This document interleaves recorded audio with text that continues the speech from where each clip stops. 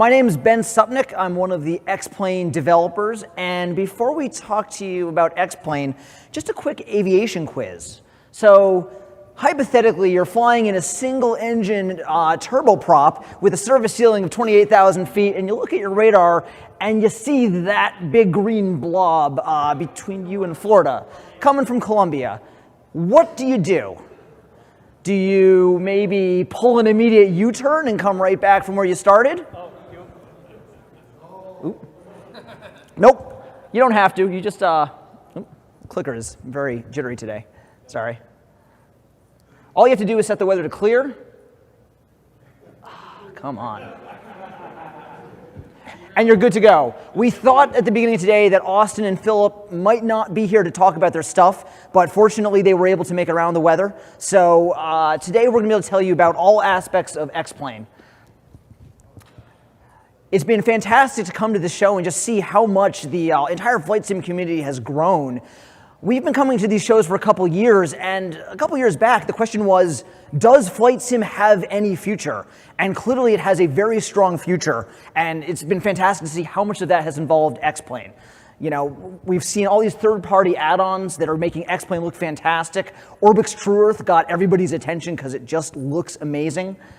We've had a whole bunch of just flight aircraft that have come out that look really cool.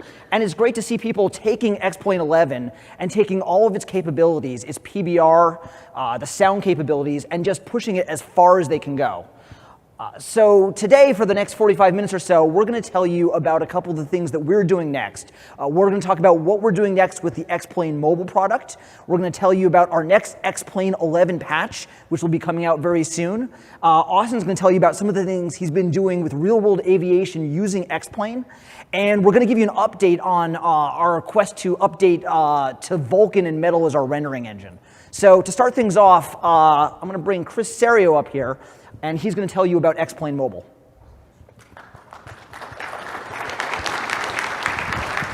This thing is like, it's really twitchy. Can everybody hear me okay on this mic? Good? All right. I'm Chris Serio. I'm, I guess, the mobile projects manager, developer, something Mobile or other. czar. The mobile czar. All right. So I'm going to give you a brief view of the product in case you're not familiar with it, and also talk about where we're headed with it. So the year is 2008, and Austin and Ben are chained to an unannounced iPhone and iPad in the basement of Apple somewhere, working 24/7 basically for a few weeks to make a flight simulator run on a device with 25 megs of RAM basically. And they came up with this. And about a year later, I did the Android port, which had to be 25 megabytes of disk space for the, for the entire app to fit in. So when we created the product, it had to be completely different than our desktop product, and it had to run on quite a small device as far as power goes. So I have a little chart here of how much code was shared between desktop and mobile, and as you could see, that tiny sliver, which I exaggerated just so you can see it on here, is the shared code in 2008 between desktop and mobile, and the rest was written specifically for mobile, never to come back to desktop. Fast forward to today, and the mobile product is almost entirely the desktop product.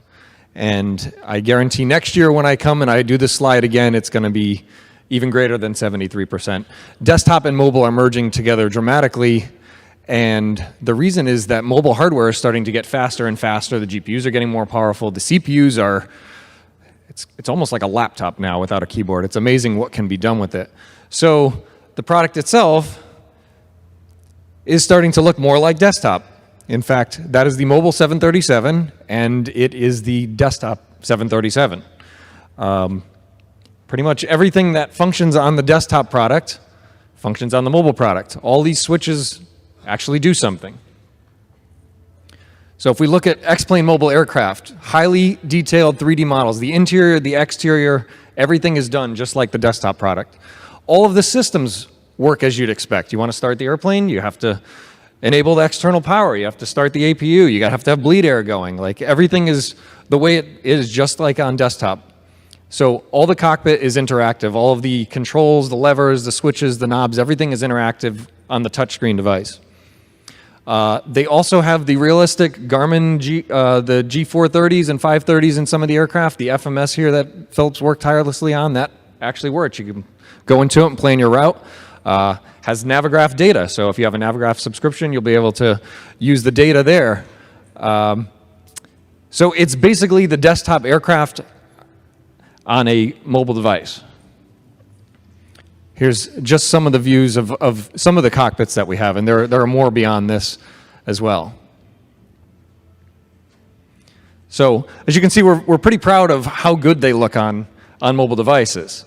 So where can you fly with it? Well, we have these awesome 5 regions, right? There's 5 whole regions, and you could memorize the names of all of them because there's 5, and you can fly for tens and tens of miles until you run out of scenery. And when you run out, we tell you you're out of space, and we flip you around, and you can fly back the other way, which is really cool. So you save fuel, and there's less time wasting climbing up and down. You just get to fly around. So this is these are our regions until GLOMO, which is Global Mobile. And now these are where you can fly. And here on the West Coast. And here in Northern Europe. And Eastern Europe. And we even have Australia, which the desktop didn't have at one point. And if you live where Daniela lives, almost in Antarctica, we even have scenery there. So this is what we've been working on. We've been working on global mobile. The mobile scenery is going to have auto-generated cities and towns, just like our desktop product has. All 35,000 airports that are in the world will be there. And we've even managed to take the gateway airports from the desktop product and bring them over to mobile. So all the work that the community has done to make gateway airports look just like the real airports is coming to the mobile product. And the way you get this is by streaming it from the cloud to your device. So here's an example. This is just flying over Brooklyn here. You can see the Autogen city here. This is on the runway in Midway. You can see the nice skyline there. Here's a pullback shot of Atlanta. Now this is our gateway airport. If you open that up on the desktop product right now, it's the same layout. It's the same terminal buildings. It's the same objects. It's a little bit of a closer shot here you can see. Even closer now with a ton of cars. Here's some terminal buildings. Here's one of Providence, which is a Class C airport. Here's Amsterdam. Here's Naples Municipal in Florida. And then I realized everybody shows off the big airports, but what about all the little airports? So this is one in my home state of Connecticut, Oxford. It's a Class D airport. It's not really well known. There's no major airlines that go in and out of it. But that's what the east side of the field looks like. There's a couple hangars, and that's what it looks like.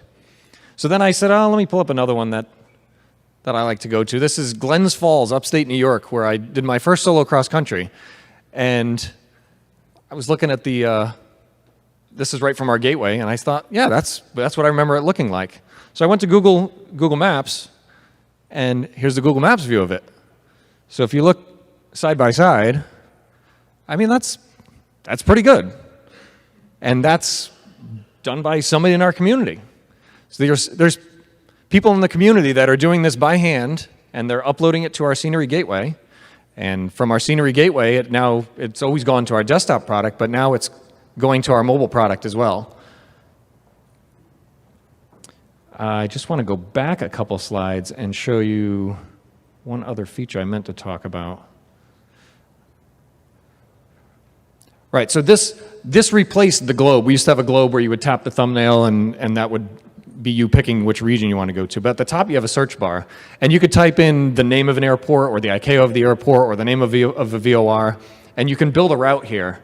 And you could prepare your route ahead of time and say, oh, I want to fly from JFK down to Miami, and I want to go via this route. And you could plan ahead, and then you can pack your flight, and we'll download all the tiles and navigational data that you need along the way, so that if you know, I want to plan the flight now, but I'm going to be on an actual airplane later, or I'm going to be in a library where I don't have good internet access, you can prepare your flight ahead of time, and it will download all the scenery along the way. It'll download all the navigation data along the way so that you can use your Garmin GPS or your FMS along the way to fly your route when you're offline.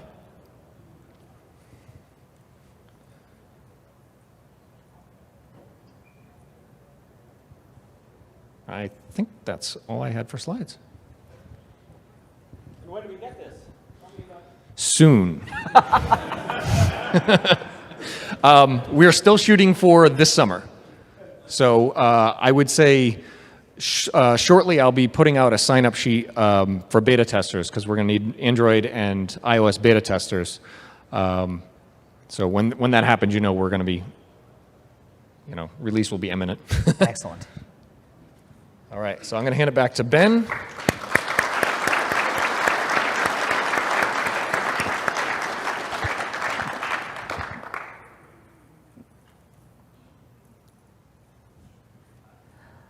Thanks, Chris.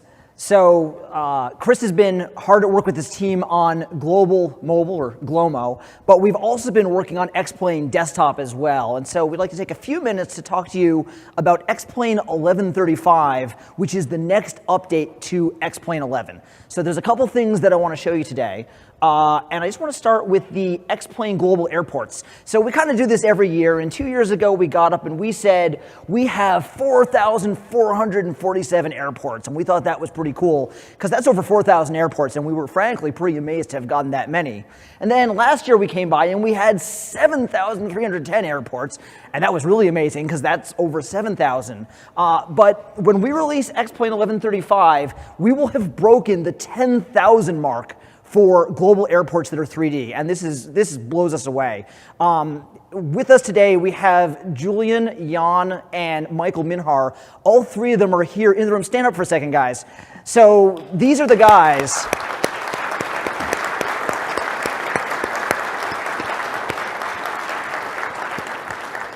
This is the brain trust that has been working so hard with the community, working on the tools, working on the moderation, working on the techniques, showing what can be done. And it absolutely shows in the results. Let me just show you some of these airports. This is what comes out of the box. This is what our community created, and they just look fantastic. The amount of detail is amazing. People are taking advantage of the new terminal kit. They're taking advantage of some of the new line markings, and we're just amazed at how good this stuff looks. And I think it's great that the three of them got to meet here. This is the first time they've all met in person. And this is one of my favorite things about flight simulation, is the people who I've gotten to work with, and then I actually get to meet them in person. So that is coming in X-Plane 1135. Now, to keep the gateway effort going, we have to give our gateway authors good tools. And so in the next update, we're going to ship this new pack of boats in our library. So if we want to have good Lego brick airports, we have to have good Lego bricks. We got fantastic piers in 1130. Now we have the boats to go with them. And this is a nice detail, because very often real airports are right on the water's edge. And when do you see the most detail in the scenery? It's right before you land. And now people can really model the waterfront just right. And so it's a really nice touch. I also just want to mention World Editor 2.0, which got finished up was it a month ago, 2 months ago? And it's a huge step forward for World Editor. It has a ton of features, including live ortho imagery, so you can see what you're doing while you work. It's just so much better for our authors. So that's also been exciting for us because of what it does for our community.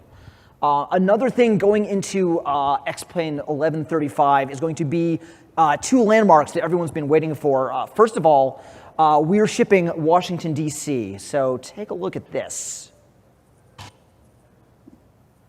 Oop. Come on.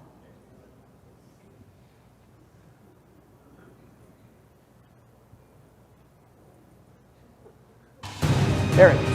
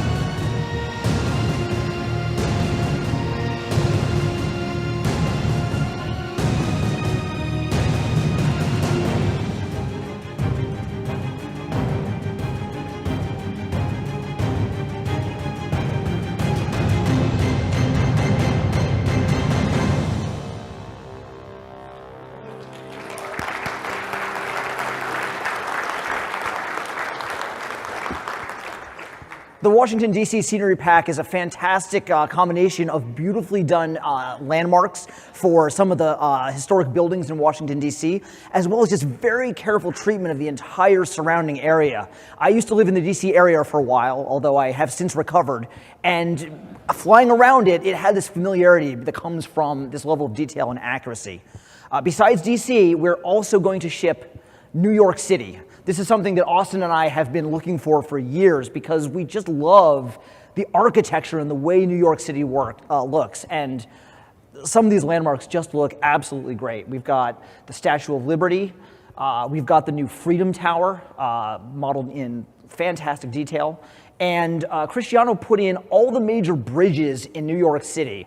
And this is something that really just adds a great touch, because when you see the island of Manhattan, you have to see the bridges. They really connect it to the rest of New York and make it look great. And again, the architectural details are, they just look really good. So both Washington, D.C. and New York City are going to ship in X-Plane 1135. The next area I'd like to touch on is sound. We have 2 new aircraft that are going to get FMOD sound upgrades in X-Plane 1135.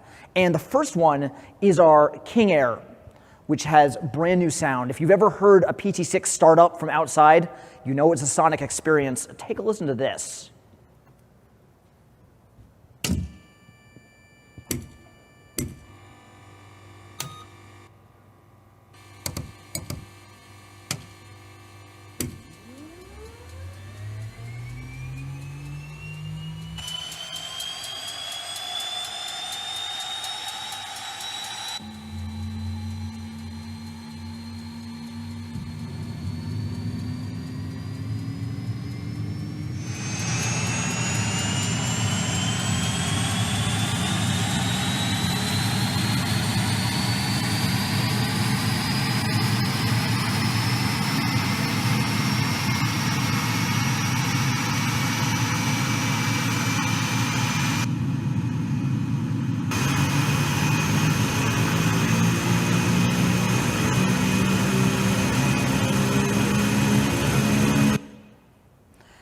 There is so much detail.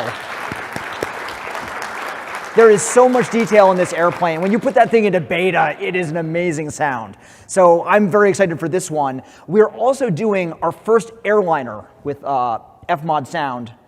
We're adding FMOD sound to the 737. So I've got a little clip of that as well.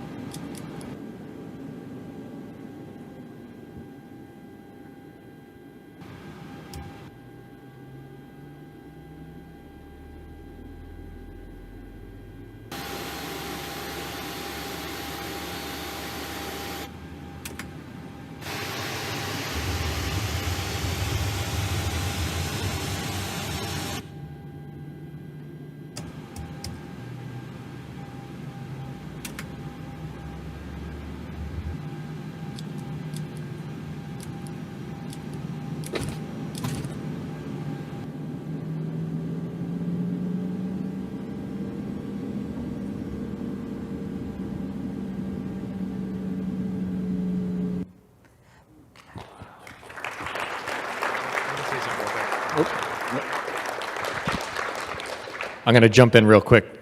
Danielle has been doing our sounds, and she's doing an amazing job. But one thing we invented is the how nauseous is Chris, and the more nauseous I get, the better the sounds are. So one thing you can't get on these loudspeakers is the low frequency hum and vibration that you get in headphones. And I sat in this seat in the simulator, started up the engine the first time, and I felt as nauseous as I do on a Southwest flight. That droning hum when the hydraulic pumps come on and the fuel pumps come on, and then the engine starts up, it made me feel nauseous just like the real plane does, so I think she really captured it. Yeah. Danielle, stand up for a second. Danielle is here all the way from Buenos Aires.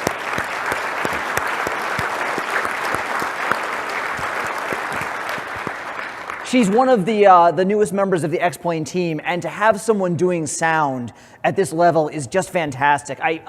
You kind of have to spend time with the 737 to appreciate it, because it's not just some sounds, it's a whole space. It sounds different in the back, it sounds different in the middle, it sounds different in the cabin, it sounds different in the outside as you walk around, because all the space is localized, it's affected by the doors opening. There's a million different things you can turn off and on that are all dynamic and driven by the systems. And so it really makes for an interactive experience, and it's really fantastic in VR. If you fly in VR, having that sound in your head, and when you turn your head, you can hear that the sound was in a real space. It really adds a huge amount of immersion. So these are two really big sound upgrades for us. Now, at this point, I'd like to bring up Philip, because you can't have all this sound if you don't have the systems really simulating what's supposed to happen. So Philip actually had to do a whole series of systems enhancements so these planes could sound right, and he's going to tell you about those. Hey, thank you, Ben. Yeah, as Ben said, at some point, someone from X-Plane comes to me and asks, hey, in order to really make this work, I need more features in X-Plane. And that's what happened last year when Chris came to me and said, hey, I need an autopilot that can do more than altitude hold and heading hold. And he got all the autopilots he could ever ask for. And what happened now is, I think Daniela asked me for a better APU and stuff like that to just make the sound work real good. And I said, okay, I can do that. And we came up with a whole bunch of new systems to put into X-Plane. So first, I worked on the fuel system, not so much for sound reasons, but actually here there are sounds made by the fuel pumps that you can hear. And if you really know your King Air, and I know because my wife was complaining that I don't read enough books. My wife is an English teacher, so she always wants me to read more. So I got myself the biggest and best book on flying King Airs. And it's not quite what she had in mind, but it was good for X-Plane. And I learned that you can actually hear the fuel pumps on the King Air, and you can test them even if the batteries are off, because, and I didn't know that either, the fuel pumps are actually hot wired to the battery and are not on the switch. So anyway, you can try this, and you can actually hear the fuel pump when you're testing it before you turn on the battery.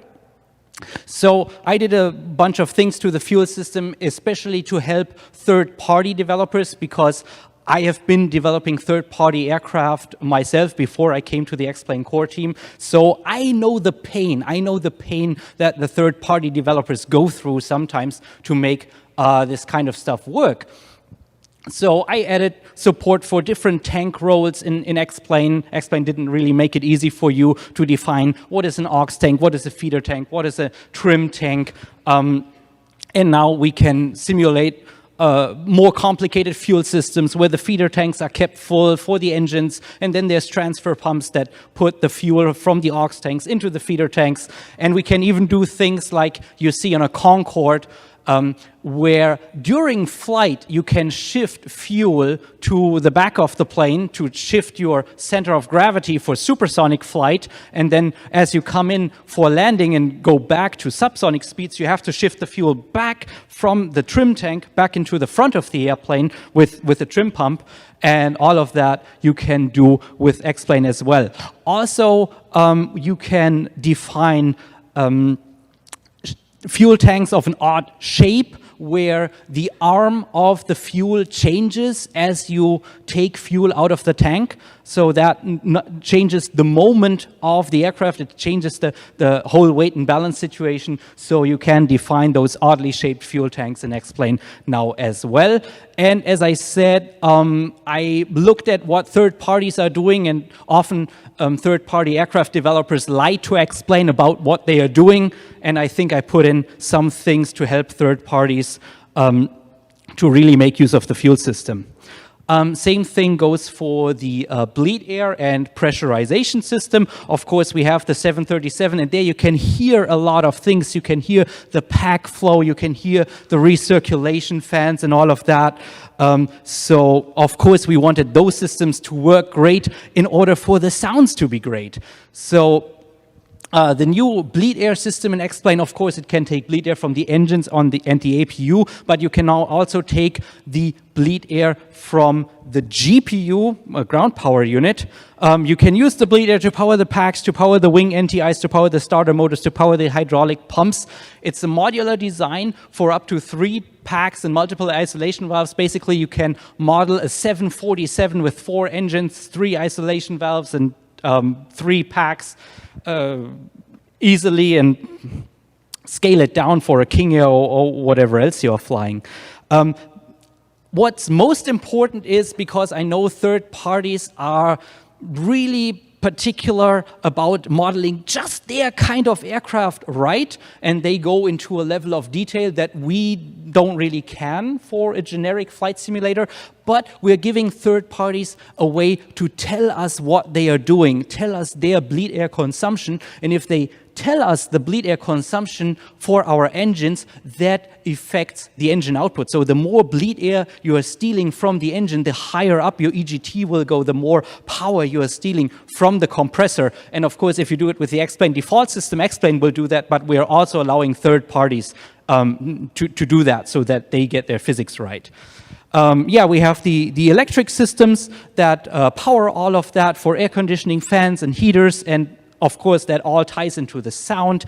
And yeah, an example of how the electrics tie into the sound. You just saw the video of the King Air starting up, and you hear a very distinctive sound starting the King Air of the igniters, that tick, tick, tick, tick, tick sound that hear the igniters. So the level of detail that we put into the sound system is the frequency with which the igniters fire depends on how long it takes to charge the capacitor. And that depends on how good your battery voltage is. So if you listen really carefully, by just listening to the engine start, you can tell whether you are starting with 28 volts from a GPU, or whether you're just starting with 24 volts from your battery, or even if you're starting with 20 volts, if your battery is really weak. And you cannot only hear that, you can also see that in your starting temperature. So if you start the right engine from the battery, you will hear the lower frequency, you will see the hotter temperature, then you flip on the generator, then you start the other engine off the generator, it'll sound different, and the temperature during the start will be different. Yeah, and finally, the APU. That was what Daniela asked me to do. We need a little more fidelity here. And again, all of this is accessible for third-party aircraft developers as well. Well, you have the APU door that you need to open to get the air in. You have the starter motor and generator that makes the APU. Excuse me. And again here, the electrical load that you put on the APU generator and the bleed air you extract from the compressor, all of that is tracked and affects the APU temperature. So the APU EGT responds to the load that you put on it. The APU needs a certain time to cool down after you have taken bleed air from it.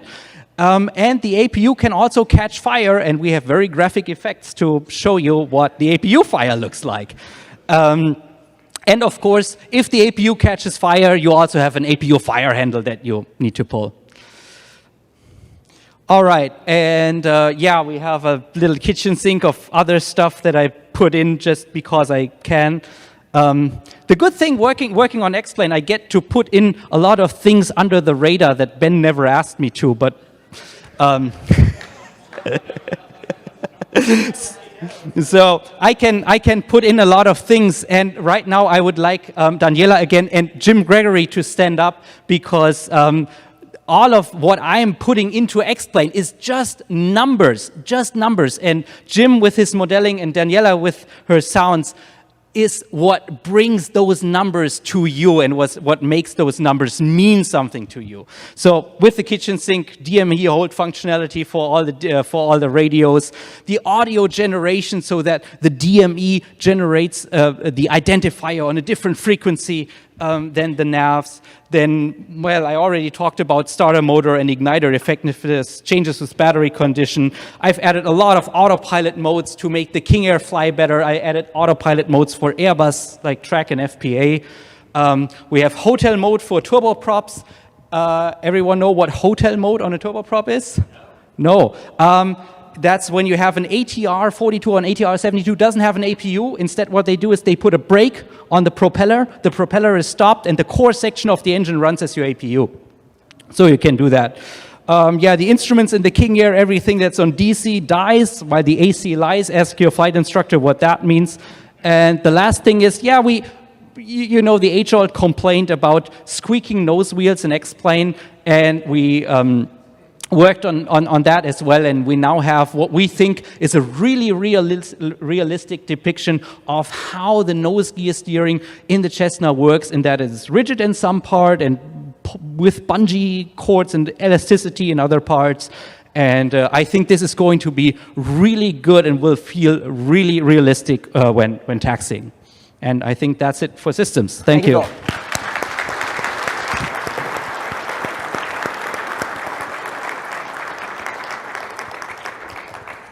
So that's X-Plane 1135. There's even more features you'll see in the release notes, but those are some of the highlights. The new landmarks, fantastic new sound, the systems detailing, and the public beta for X-Plane 1135 will be available on Monday. So once you get home, once you recover,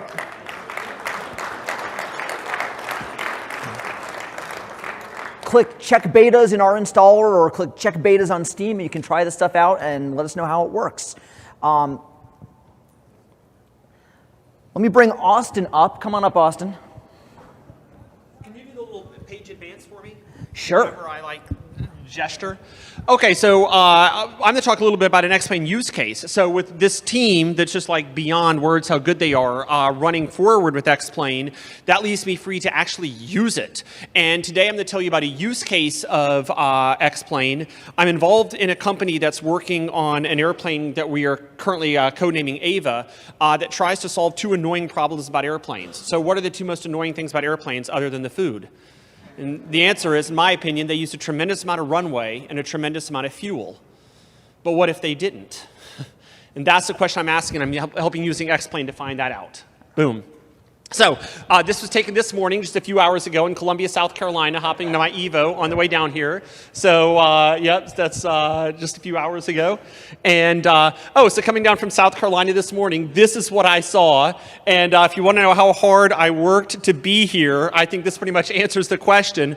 We are right here, right? And that's me up there. And that's Exhibitor, which is a little avionics app that I wrote. And so that's what we flew through this morning to get here. So we were not messing around getting down here. And there's Philip saying, what the heck are we doing? And then that's my airplane, obviously, where we have my Garmin layout, and Exhibitor is in the middle. And then coming into land. Okay, so, and there's me. Hey, all right. So, so let's talk about what I'm working on. I'm working on, and this is slightly out of order, but that's fine, don't worry about it. I'm working on an electric vertical takeoff and landing airplane in Burlington, Vermont called Ava. It's the heaviest electronic VTOL airplane ever to fly in human history, weighs in at 3,600 pounds. The first phone call that I got from Kyle Clark, my company co-owner on this, was like a year and a half ago. He called me and I was in the middle of brunch. I almost just didn't take the call, but the service was kind of slow, so I decided to go ahead and just pick up the phone and take the call. And he's like, I'm building an electric VTOL. Do you want in on the project? And my initial reaction was, no, of course not. Everybody says they're building an electric VTOL. Who's actually building it? And he said, we have our first customer and we're funded. And I said, all right, tell me more. And I designed, over the next year, I designed an electric VTOL airplane in X-Plane to use neither fuel nor runway, and I needed to do it quickly and on a budget. We took a Lancer airframe, an RDD LX7 wing, and off-the-shelf motors, and in something like ballpark, like 1 year and $2 million, we got this. Let's see her fly. That's not a drone. My company co-owner, Kyle Clark, is flying it. Listen to that sound.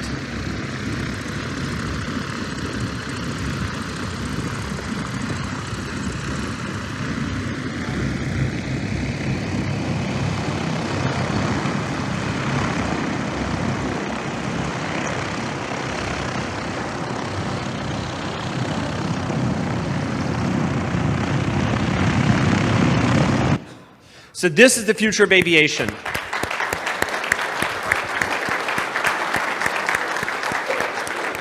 People keep saying, where's our flying cars? Where's our flying cars? We're not going to get flying cars because the best thing a car can do is hug the road. Trust me, that's not a good thing about airplanes. So it just won't stop hugging the runway. That's not a good thing about airplanes. We're not going to have flying cars. Instead, what we're going to have is VTOL airplanes that use no fuel, no runway, and the sound, as you heard there, it's not that bad. And in reality, the volume here may have been just a little on the low side for where we were listening to it, but not even that much.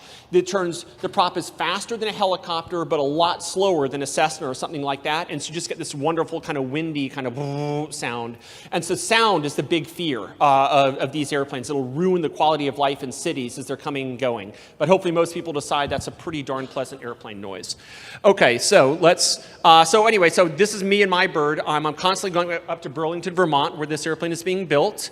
And here she is close up. So it's named Ava after my daughter. And as you can see, there's 8 electric motors, and of course we got dual flight control systems and all that.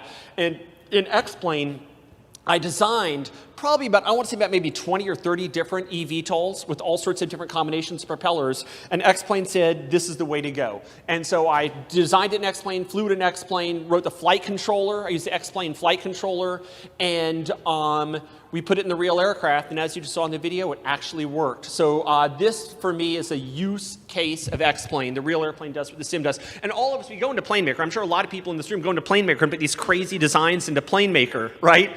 Well, we actually got to build the damn thing after we built it, and that is the crazy science experiment.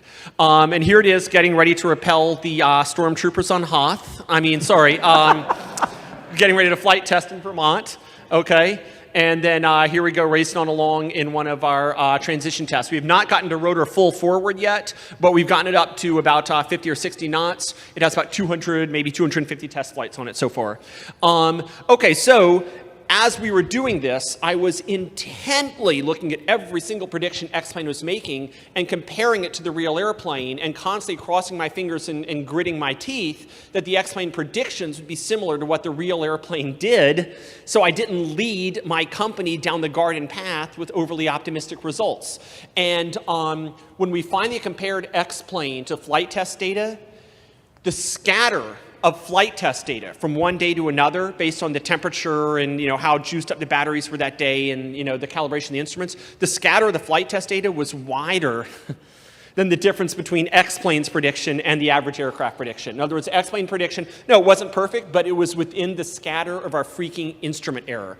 And so here's some things I did in X-Plane. Better prop wash swirl. I got a bunch of tech reports from World War II and stuff like that. Improved prop wash swirl. Delayed prop wash over the tail, which will make the airplane less twitchy in pitch. Some people say it's too sensitive in pitch. Well, one of the reasons for that is the real airplane has a delay before the prop wash hits the tail. We have that now. Varied prop wash across the disc. The disc is no longer just constant prop wash flow through it, but it varies across the disc. Control effectiveness improvements, going again back to the old NACA tech reports. And all of these things are done to make sure that the X-Plane aircraft would predict as closely as possible what the real Ava would do, and sure enough it did, okay? And, so here we are. So what we can see here is as we move forwards, you've got the prop wash increase is these white lines, and you can say they actually build up as you move aft because the rotor up here hasn't really gotten any prop wash yet. It's grabbing nice fresh air, but the prop wash increases as you move aft. Then the next one, you can see the flow field. Now, if you look carefully, you'll see the vertical lines of downwash here in hover are short up at the top, and they build up down below, and so the air is actually accelerated over time and space as it moves through the rotor discs, and it's actually following an S-curve, even though that's hard to see here. Here we are from above. Now you can start to see the swirl. You can see where the prop wash swirl moves it around, and that's based on a bunch of different NACA tech reports, so we get the right activity there. Here we go with the lift, drag, and moment vectors, and so the green lines are the lift, the red lines are the drag, the yellow lines are the resultant vectors at each part of the prop, and if you look carefully, you'll see that they're actually kind of tilted differently as you get closer to the root, and that's because lift always acts at a 90-degree angle to the local flow. The local flow changes depending on how far you are out along the propeller, And so you actually see the force and the lift acting like at a right angle to the helix, and the helix angle changes across the rotor disc. Here we are moving forward. Another thing that matters a lot is downwash, because we don't want downwash from the outriggers of the flaps to push our nose up too much. We built this thing as a T-tail for that reason. And you really see how the downwash is determined by the wing. Oh, and these red lines here where the flow is slowed down, you see? And so you have flow that's slowed down by the fuselage back here, the downwash from the wings, and the downwash from the rotor. All of that's being considered. So basically I just went over all, and this is how it affects the streamlines. And you can see these longer streamlines. All of these streamlines last the same amount of time in seconds. These ones last longer in meters, obviously, because these are the streamlines that were kicked up with more energy put into them by the propellers. So basically this is a full flight model overview to make sure I didn't lead anybody down the garden path with this airplane. And is that my last slide? Yep. Okay, so I was supposed to take 5 minutes, did I? Yeah. All right, sounds good. All right, thank you.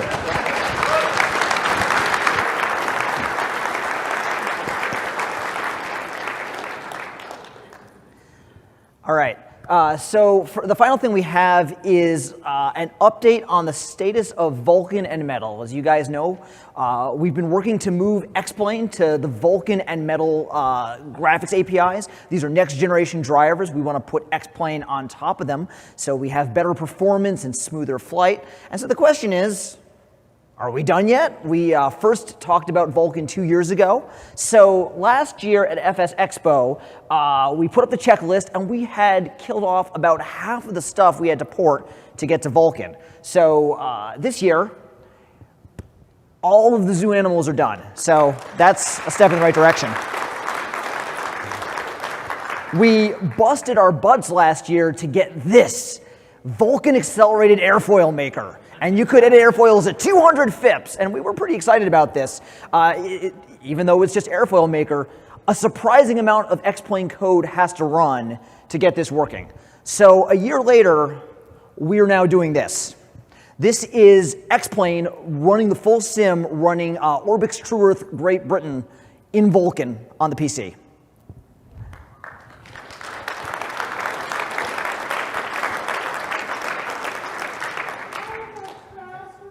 So, as Marty asks me in pretty much every marketing meeting, is it faster? Well, we do have some numbers now. Since we can actually run X-Plane with Vulkan, we can talk about the performance. But before we do this, I have to point out, Vulkan and Metal improve the efficiency of your CPU. If your CPU is slow, being more efficient is going to help. If your GPU is from when Columbus sailed, Vulkan is not going to help you. So if your GPU has a hand crank, you're probably GPU bottlenecked, and Vulkan is not going to help. The idea of Vulkan and Metal is this. X-Plane is sitting on top of the driver, and X-Plane does some of the work, and the driver does some of the work. And previously with OpenGL, the driver did a ton of work for us, which was great because it made it easier to develop a flight sim, but it wasn't so great because if we weren't happy with how that work was done, there was nothing we could do about it. Now, with Metal and Vulkan, the driver is very thin and very efficient, and it doesn't get in our way. But we do have to do more work, which is why it's taking a while to write the code. All those things the driver did that we never knew about, we are writing that code. So there's going to be more X-Plane, but we can still potentially run faster in total. So let's take a look at some numbers. Let's start with the green team. This is a graph of CPU performance. The bottom line is OpenGL. The top line is Vulkan. This is a frame rate graph, so higher is better. And as of now, Vulkan is faster than OpenGL in all cases. However, it is not a ton faster on NVIDIA hardware. We saw between 5 and 20%. It varied. It's not a big number because the NVIDIA OpenGL driver is crazy fast. That thing's got like voodoo and witches in it. So we can run a little bit faster, but it was already doing pretty well as is, but we haven't lost anything. Now let's take a look at the red team.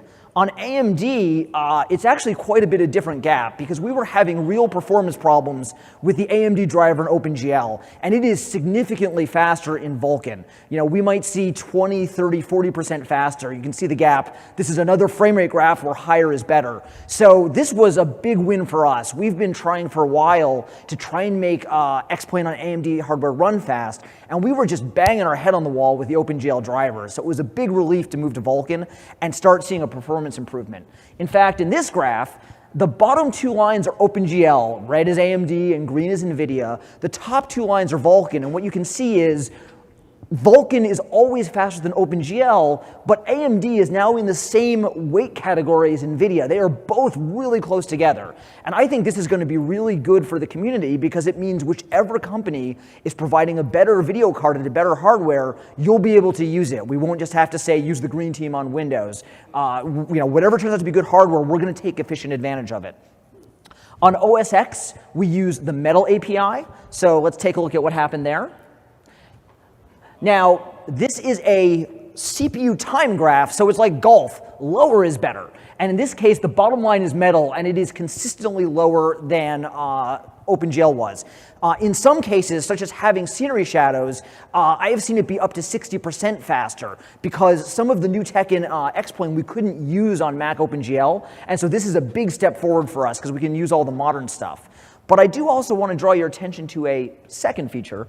Those big spiky dudes there, those are stutters. What you're seeing is that for those frames, the CPU just took way longer than it should have to draw the frame. And you experience that as boom, stutter in the frame rate.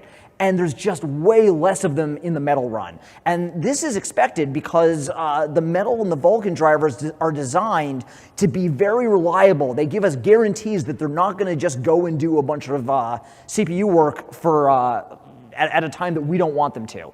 So the problem with OpenGL is that while it does so much stuff, it doesn't always do it very fast, and we don't know what's in that green box. Like, there could be dragons and monsters in there, and sometimes they just go, we're going to wait. That was something that we couldn't fix, but when we get to Metal and Vulkan, we start to see better performance. This is another scatter plot. This is Vulkan on AMD, and look at those red dots up there. That's the OpenGL driver having a bad day and taking a long time. And we're just not seeing nearly as many of those with Vulkan. So we think we're taking a big step in the right direction in terms of performance and smoothness. It is not done yet. We are flying, we can fly X-Plane, that's fantastic, but there's still two big things we have to do to go from, hey, we can fly, to, hey, we can ship this. So I'm going to talk a little bit about what they are. The first one is texture paging, and I just want to show you this because I get this question a lot. People say, how is it that X-Plane is using 16 gigabytes of VRAM when I only have 4 gigabytes of VRAM? What's going on with your program? Well, X-Plane actually puts some of your textures in VRAM, there's the green box, and some in your system memory, that's the red box. Your VRAM is on the video card, it's very fast, but you probably don't have as much of it, and your system memory is on the motherboard, and you probably have, twice as much of it. So we're going to put textures in a couple different places, right? And the textures that are in VRAM, we can draw with, and the textures that are in system memory, they're just kind of in the holding bay. And this is okay, because when we're drawing, stuff you can't see doesn't need to be in VRAM. Maybe the aircraft carrier is behind you, and X-Plane is smart enough to say, well, you can't see the aircraft carrier behind you, so it's okay that all those aircraft carrier textures are in system memory and not VRAM. But what happens when you turn your head? Then we go, uh-oh, we need the Nimitz texture, and it's not in the right place. And so then something kind of awful happens. First, we have to make some room in VRAM, so we have to drag all these textures over to system memory, and only then can we drag all these textures right back on to VRAM, and then we can kind of fly. That is texture paging. Now, OpenGL does texture paging for us, which is fantastic because we didn't have to write a texture pager, but it does it just in time. So we're sitting there, we're drawing, and we go, how about the Nimitz? And it goes, oh my God, you want the Nimitz? Hang on one second, I'll be right back. And it goes off and does this, and you get a stutter, right? And this isn't something we can change because this is just how OpenGL works. So with Metal and Vulkan, we think we have a better model. We think we can keep low-res versions of some of these elements in VRAM at all times and page them in on the background so you can get smooth flight. So we think we have a great architectural solution, but this is not coded yet. So this is one of the two big things we need to do to go from we can fly it to we can ship. There's one other really, really big thing that we have to do before we can ship, and that is plugins. X-Plane is going to be running on Vulkan and Metal on a nice thin driver, and plugins are going to be running on OpenGL because plugins have UI and they have EFIS displays and glass cockpits, and we want that stuff to work. So how do these things talk to each other? And the answer is we're going to have to build this VRAM bridge to connect the output of the plugins to Metal and Vulkan and X-Plane so that you can see the results of the OpenGL plugins in your cockpit. And this is also not built yet. So this is the other major thing to do, is to get plugin support working. So right now what we have is a pretty cool tech demo. We can see Vulkan working. We can start to see that some design decisions are creating good results. But what we don't have yet is a finished product that we can ship. I also wanted to mention, moving to Vulkan and Metal, we are starting to get access to some really, really nice developer tools. Vulkan and Metal don't make your GPU go faster, but they do let us see what's going on the GPU for the first time so that we can make X-Plane go faster. So in the long term, I think this is going to be really good for us because we're going to have great diagnostics, and that's going to let us put in future performance optimizations. Here's the situation with compatibility that we're trying to make happen. So first of all, we're going to keep shipping an OpenGL version of X-Plane for the life of X-Plane 11. And our goal with the OpenGL version of X-Plane is compatibility. If you have an add-on that's working using OpenGL, we do not want it to break. So we're trying to make all our decisions to keep OpenGL working the way it was so that add-ons can keep working. For running X-Plane with the Vulkan or Metal backend, we are trying to get it so that 2D UI and panel graphics, like glass screens, just work out of the box. We're building the VRAM bridge so that these add-ons can work unmodified, because there's just too many add-ons that do this that we need to have work. What we are not trying to do is have every unsupported workaround that add-ons are doing in OpenGL work in the Vulkan and Metal backends. You'll still have access to OpenGL to use those add-ons, but we are not trying to emulate OpenGL. We can't emulate OpenGL and still get the benefits of Vulkan and Metal. In terms of schedule, I may regret saying this, but our goal is to get some version, some kind of preview or developer build of the Vulkan or Metal version of X-Plane into people's hands this year. Maybe it'll be a developer preview, maybe it'll be an open beta, but we think we'll have something that people can at least try and see how it goes. I do not expect this to be final and finished this year. And the reason for that is that I think we're going to have a pretty long tail of bugs as we work out all the compatibility cases. I mean, X-Plane is being used by so many add-ons in so many ways. We're going to have to spend time with it and see what add-ons are doing and work out compatibility. But we can get a copy for developers, we can get a copy for enthusiasts in the community, so people can try it and get experience with it and still fly under OpenGL at the same time. So that's what our roadmap looks like going forward with Vulkan and Metal. Just to summarize things, we've got a whole bunch of things that we've been working on this year. We've got Glomo, which we're trying to get done this summer. We've got X-Plane 1135, which we are going to release on Monday. And we've been making progress with the Vulkan and Metal version of X-Plane, which we'd like to develop or preview this year.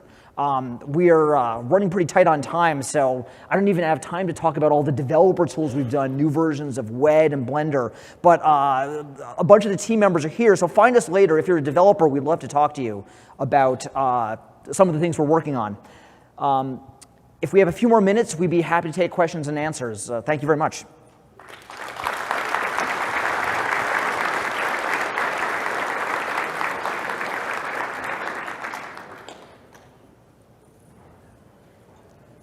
Questions? Sure, go for it. So for X-Plane Mobile, I know the data ref system is part of the desktop. Are we going to see something very similar to be able to connect the in the same way that we get with the UDP interface? The question was whether X-Plane Mobile will support the UDP interface. It doesn't right now. If you have ideas for what you want to do, you should talk to us. But the iPhone platform is heavily locked down, so we can't just take everything that we have. We can't just take everything we have for desktop and move it over because of App Store restrictions. But if you have a request, you should find us. Oh. Yes. Is there any way y'all could, you've done a lot of great work with the default airplanes, but you've got a developer out there that is just taking what you've done with the Zebo. Why not just adopt Zebo's to ship as the default 737? I think that's in the category of why don't you take all freeware and make the freeware part of the core sim?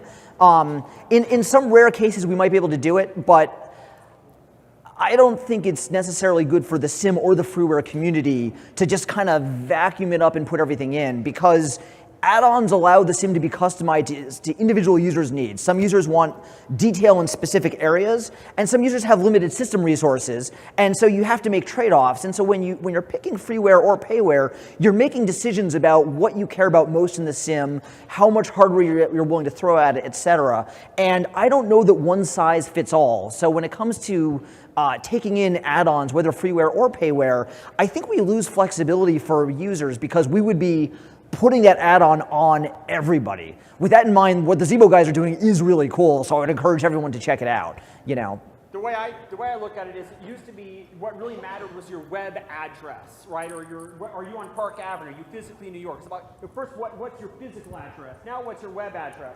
Well, now we're entering age where the address doesn't matter. Does it matter if they download it from with Xplane or from an add-on site somewhere? You know, what matters is people have the freedom to make the content and get it. But whether it comes as an add-on or part of the original sim, I think matters less and less over time. As long as we can get any, I mean, we're entering the information age, right? We get what we want when we want. Does it matter what the URL is? Right. What we can do as the base sim is help them to make it easy to update the add-on, install the add-on. What we can do is not put friction in the process. And I think that's what helps the add-on developers the most. Yeah, for me it's a whole libertarian thing. Yes. Yes. There's some good perspective, Garmin 1000 hardware out there. Oh yeah, 3 now that I know of. Yeah. And how are you guys thinking about having that easier to integrate so that people don't have to write these software layers to get the hardware working? I would expect that if you have a custom piece of hardware, you're always going to have to write some kind of software because we cannot predict what your hardware will be. And the only thing we can do is lower the barrier of entry. So we can try and have an SDK that's easy to use. We can try and have good documentation and examples so people are not banging their head on the wall. If there's very common interfaces, we can attempt to support them. But we also need to make sure that we have that SDK so that they can write the software, because there's going to be things in their hardware that we didn't think of. So things like USB HID joysticks, we support that out of the box. But we do expect that there's going to be a really wide category of hardware. And back in the Xplane 6 days, Austin did just write support for hardware right into Xplane. And it was just an exercise in Austin kind of running out of time. You know, none of the hardware was quite the way the vendor wanted it, and you could never cover enough of it. So I would say that the hardware is better supported by a plugin that they write, and what we need to do is make sure that they can do what they need to do. So if there's a part of the sim they can't access, we need to take that seriously. But we expect they know way more about their hardware than we do. All right, to summarize it even tighter, again, what we want is the best dang plugin SDK to make it as easy as possible to control stuff, to answer not only that question you just asked, but about 1 billion other questions as well that we don't even know to ask yet. So it just comes down to making the best possible plugin SDK. When you release the open beta, that will have current plugin support. Would that be correct? Yes. I just want to make sure. Yep. Is there any plans on having better management of custom scenery add-ons within Xplane itself instead of having to go and modify and fix up manually? It's something that we know we need to do. We have some ideas on how to do it. I don't know how soon we'll get to it. It's going to be a complicated thing to do because while we could clearly manage scenery packs better, changing how we manage them is also going to jostle the bejesus out of everybody. So, you know, it's on our radar and we have some proposals. If you have specific wish list items, you should find us, you know. I'm just thinking something that's, super basic where, because I thought about having a high-end software company wanted to help my engineers just essentially build a little app that lists down the plugins in a more readable format and then change the order. Right. I mean, we could do something like that, but I think it makes sense that it's more data. Kind of like, E3D has a research number for E3D. By the way, you guys are doing excellent. Thanks for answering our questions with actual substance. Oh, thank you.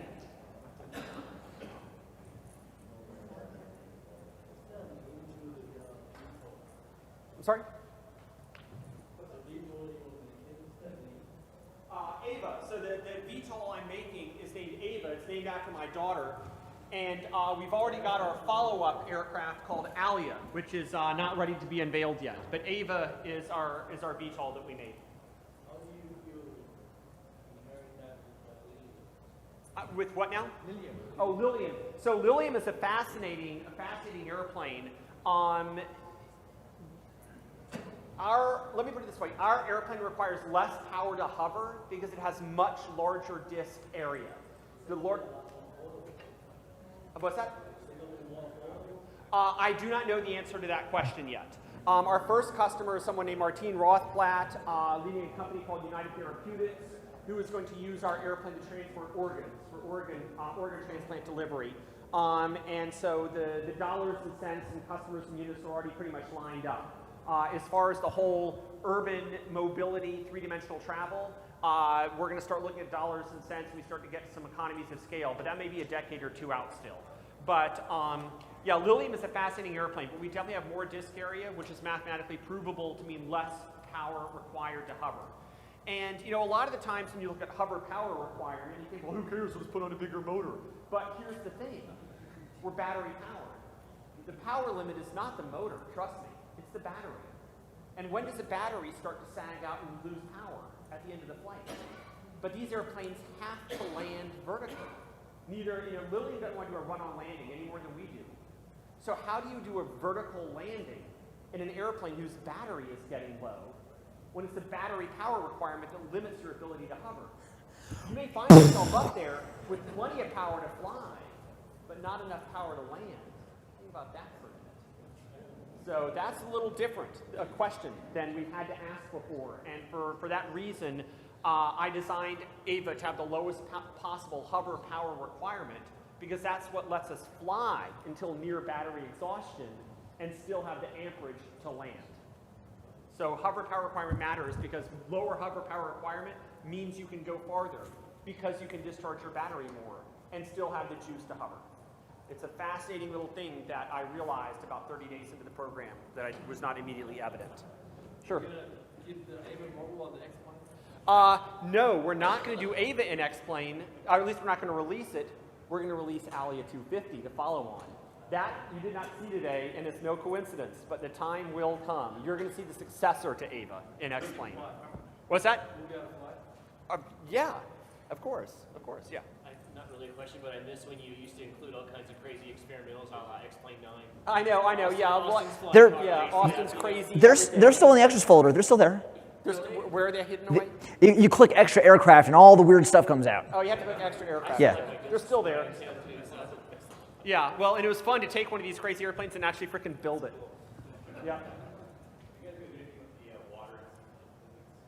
I've tuned the seaplane physics a little bit. I didn't bother to talk about it because it seems just a little boring. I made the hull a little more like kind of wedge shape, so it doesn't smack into the water, but it's smoother.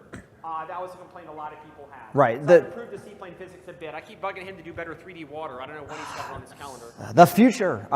The short of it is that the physics are already fixed, and in a release of a patch after 1135, we'll do a physics update where we take in all of these physics things, and at that point, you should see much better results. With what you learned from Ava, are you going to implement that into like more helicopter flight dynamics? So the answer is it's already happened, and here's what I mean by that. The changes that I made to Ava were largely oriented around propeller or airflow through a propeller disc. That absolutely does apply to helicopters. So the helicopter dynamics in X-Plane, as it works on my computer at home, already reflect every single thing I just mentioned. The only question is when does he roll the physics in to actual release, and as he just said, that'll be a little after 1135. So the answer is yes, it applies to helos, and yes, it'll happen. It'll get released, but it's already done. Sounds like it's time to get third-party airplanes. Spoken like a true third-party add-on developer. I mean, you download stuff over the net on iPhone. I think it's inevitable. There's a few things that are inevitable with mobile, and that is that it becomes the desktop version just running on a different device. And that implies third-party aircraft, custom scenery, networked multiplayer. It's inevitable. I mean, Chris just laid it out when he showed that we're up to 75% desktop code base, and I will have a few less stress points and headaches in my life, and I only have one code base I have to worry about, not two. So I'm highly incentivized to make it one code base. And I think that is definitely inevitable. There are tricky things here, though, because the App Store for Apple has significantly different rules than what you can do on your PC. So things like, I just want to go in the file system and whack something. That's true. There's no access to the file system. Yeah, you'll so, have to use our little store or whatever online to actually get the airplanes, or net access or whatever to get the airplanes after you've gotten the app from within the app. Not because we want to control things, because Apple won't let us, Apple's going to put the Apple won't do all this themselves, so we're going to have to. But just as an example, they would not approve an app where a plugin is running because they need to inspect all the code when we submit it. So you can't be adding a DLL later unless you want a jailbreak. So there's some real complicated ecosystem things with mobile. Yeah. If there's stuff you want to do, come talk to us because we want to hear what people's ideas are. But it's not, unfortunately, just like, let's just do what we did before. There's real restrictions. Got it. Okay. They are. For what now? Oh, hand tracking?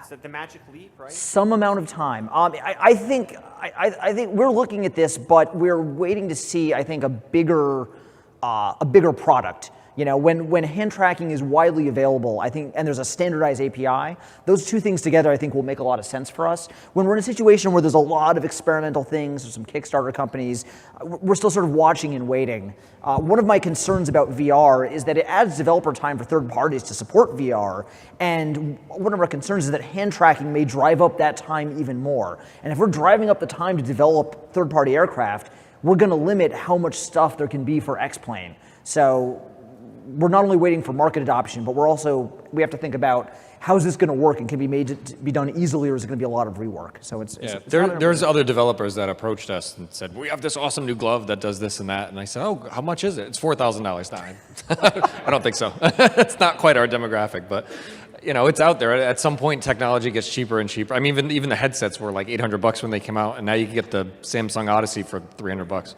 Yeah, it's like $299. Yeah, I mean, give it 5 more years and they'll all be. Yeah, I don't want to put anybody down. What I've seen is that it works great when it works great, and then at other times it's really finicky. And to have precise control of knobs and levers and stuff like that, I'm not sure it's quite there yet. But every day something changes. And I mean, we said this about VR like 5 years ago. People were like, VR is coming out. What are you going to do? And we're like, I don't know. And then once the Oculus and the Vive came out, it was like, all right, we can't ignore this anymore. Now it's here now. So that point will come eventually, I'm sure.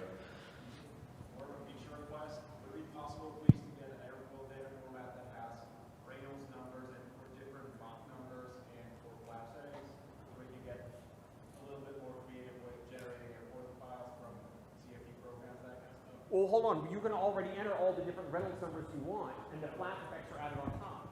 No, I mean flash effects are just essentially just a lift delta and a CD delta, but I would like to generate a different curve for a different flash setting. And also Reynolds numbers are also, the behavior of the controllers change the clock number, not just by Reynolds number, like by code.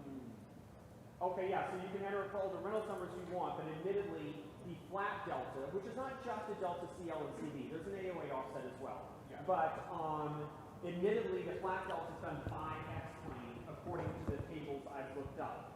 It's not something you control an airfoil maker. And certainly, I don't try to vary it with Mach number, because everything I've been taught says it varies with Reynolds number. Yeah. So yeah, you're talking about, in one case, a variation with Mach number, which I'm not familiar with, in another case, a delta into flaps, which I think I do a decent job of now. But that doesn't mean I'm doing as good a job as you can do for the particular airfoil you've got. So I don't know, see me afterwards, maybe we can come up with something. But right now the answer is I'm not completely sure, because I'm not totally dissatisfied with what we have now. Let's put it that way. Okay? Yeah. What is your progress on implementing a fully immersive ATC part? Oh yeah, that's ATC, fully immersive ATC. I mean, I actually wrote an entire new ATC system that hasn't been released. Oh, you did? Go drink your beer. They don't like it because they don't think it's good. I think it's great, but it's different. Okay. If you really want the ultimate ATC experience, it's got to be Pilot Edge or something like that, which we have right now, right? You don't agree? No, I'd be happy with something that was like that 10 years ago. That's what my wife said. All right, so I wrote the ATC system. Let me just say, I'm not proud of the ATC system in its current state, because what we built was this scaffolding for this beautiful skyscraper, and there's no roof on it right now, and rain's coming in, and like, it's not done. And, you know, as a small team, we have to pick off, you know, what's important at the moment. ATC is important. So we do have plans to revisit it at some point in the future. It's capable of doing a lot more than it shows. Maybe you don't know this, but Ben actually went to school for air traffic control and was going to be a DC controller until he decided to take a more relaxing job like working at X-Plane, which I'm not sure was a good move. It was a lateral move. But we have a lot of ATC experience, and we don't want a simple, dumb AI that says, turn left, turn right. Like, we want to do SIDS and stars, and we want to do, you know, point outs and vectors to final and, you know, in-trail separation. And, like, we have plans to do it and do it right. And it was the same thing with mobile. We had 5 regions, and we didn't try to get 6 and 7 and 8. We just said, the hell with it, you're going to get all 35,000 airports. I think ATC is kind of the same thing. Like, I don't want to piecemeal one little feature at a time. Like, there's a whole system design that has to go into it. Right. When? The future. Soon. the change of how the voice packs work in 1130 was a really necessary piece of infrastructure to move forward with it. And there's actually a whole pile of bug fixes and little things that went in under the radar to stabilize it. But, you know, there will come. Like, you stabilize a patient and then in the ambulance. It's not going to die. That's stabilized. We stabilized it, yes. You know, there will come another patch, and then there will be features put on top of that. But we had to start with the voice first because we needed the vocabulary management to actually make the other features work. So we have a roadmap for this, and in future patches, there will be future steps forward on that roadmap. And to find a little bit of comedy on that, when they said, all right, we're going to take out all the WAV files, we're going to use computer-generated voice, I'm like, oh, thank goodness, we're going to remove all these hundreds of voice files from the download that have to live on the server, and we have to download all the demo guys. And they said, okay, we're done. It's only a few thousand voice files. I'm like, what? And what they did is they literally used the computer-generated technology to save the voice file. Right, there's like 100,000 files now. Voice files, everything the computer generation could say, and now we shipped that with the sim. So it made like. But the beauty of this is that voice, as you know, is getting better constantly. There's Google demos of their voice, and it's unbelievable. They even have spoofs now where they have an AI engine that can hear enough of a human's voice and then learn how to synthesize that human's voice. So they've actually done this to people where it sounds like they just took and cut and pasted people's voice samples and made them say something, but they didn't. It's completely synthesized. So in the future, you'll be able to have Austin as your ATC controller, and you'll need to play it at half speed so you can understand what he said. He'd be good in Chicago and New York, though. Correct, but you're responsible for your own separation.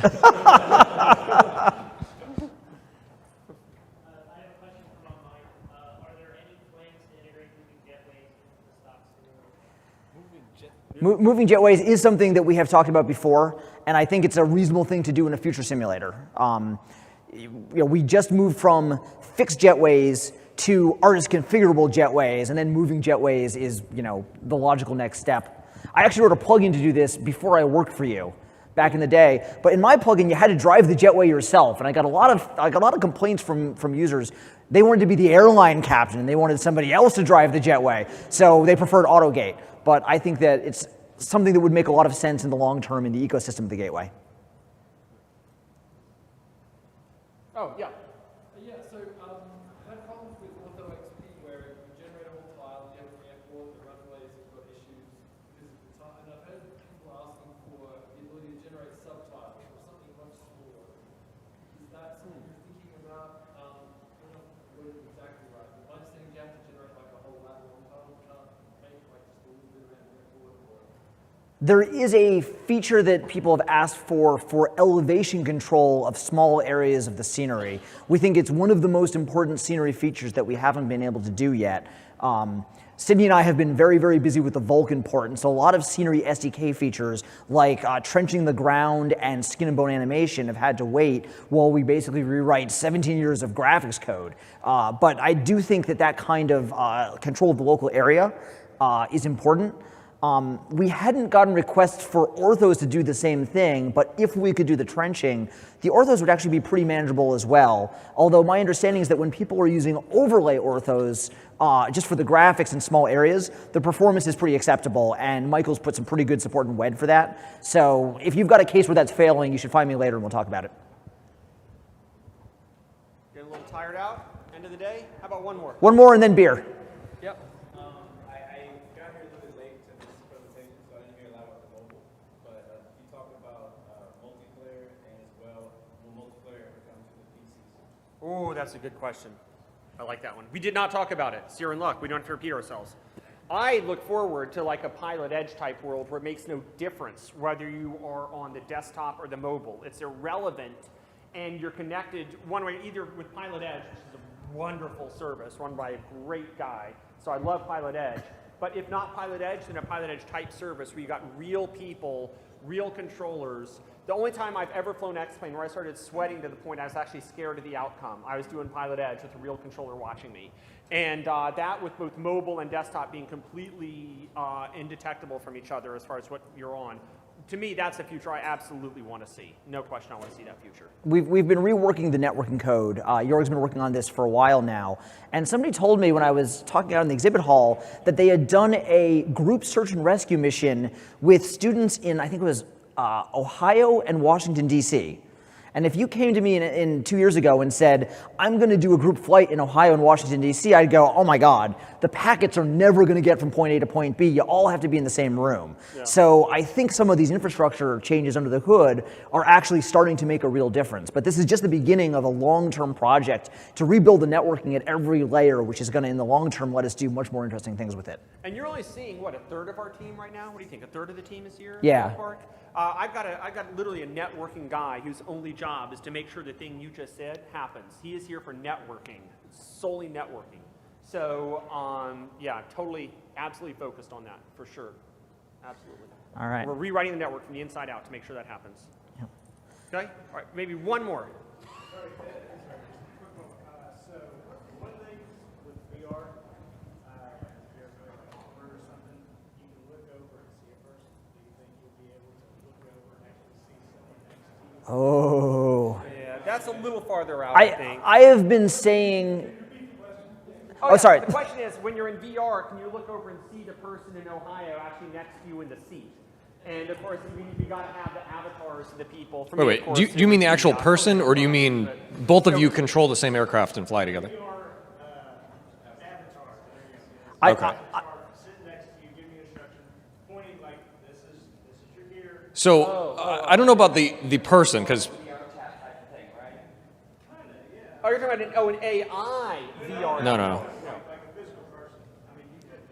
I mean, the people are always so tough to render. Like humans, we're designed, right, to see other humans and skin subsurface scattering, and like they never look great. But as far as seeing another person's controller move and have an instructor point out, and both of you can operate, you could say, give me flaps 10, and somebody else in another part of the country moves the flap lever, and you see that. That's something cool. That gets me energized to talk about that. And oh, you want to see the face? Oh. Yeah. I'm not sure about that extent, but the technology around that, yeah, that's definitely something we've talked about. Collaborative flight, I think, is a networking area that's really interesting that we just haven't really touched yet. How do you share the airplane? And if we're gonna, the 747, like I can't fly that thing by myself. It's complicated, right? So I think the idea of shared cockpit and as a networking technology is great, and it would work well with VR. So I'm just thinking about the T-100 from Terminator being in the right seat, going, you'll put this. Just like this whole time. We'll do the T-1000. It's going to be completely reflective. It'll be a blob. Are you saying that you are going to work on collaborative flight? It is an area that we are interested in.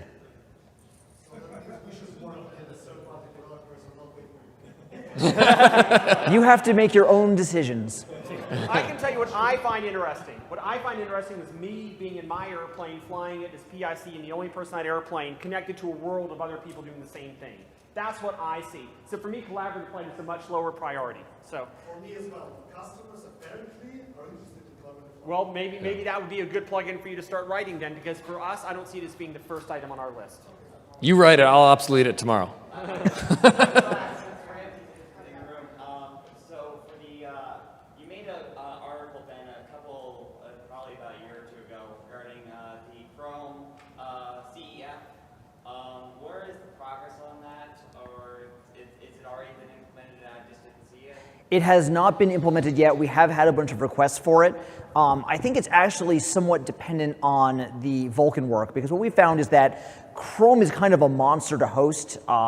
And one of the things that we are going to get out of Vulkan as a weird side effect is the ability to host plugin graphics in other processes. And I think that's going to make things like Chrome a little more manageable, because you can go have your own copy of Chrome in your private process and not piss off the other plugins, and Vulkan will provide that bridge. So until we have Vulkan done, we're not looking heavily at it, but we think we have a good long-term solution.